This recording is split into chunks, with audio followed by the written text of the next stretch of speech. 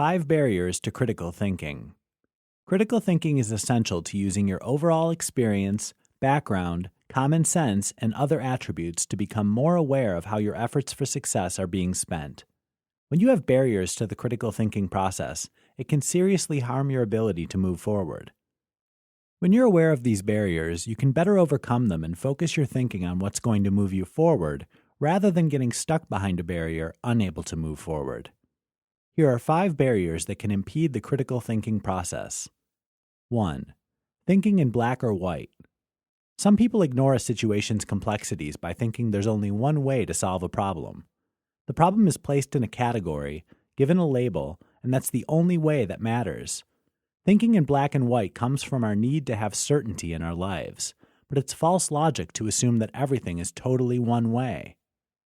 2. Thinking with the ego. Egocentrical thinking is thinking with a lack of understanding others' wants and needs. It limits your thinking to only your point of view and doesn't have room for others' ideas. This thinking process is deeply embedded in our psyches and sometimes takes deliberate effort to overcome it. 3. Social thinking. The drone mentality of social thinking only lets us see things in the way of the popular point of view, or the way that our spouse, companions, parents, and friends think. Thinking outside the box is almost impossible when you have a barrier of social thinking, and it can greatly impede the critical thinking process. 4. Authoritative thinking.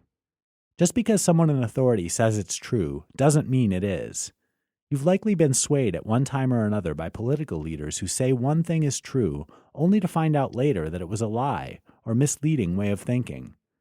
The authority could be a person, peer group, institution, or anything that makes you think they're right because they're in an authoritative position. 5. Judgmental thinking. When you judge something or someone based on moral evaluation, it's usually done in haste and based on our past in some way, such as the way we were raised, educated, or other values and morals. Judgmental thinking is usually non-rational thinking and can block understanding and insight about a person or an issue.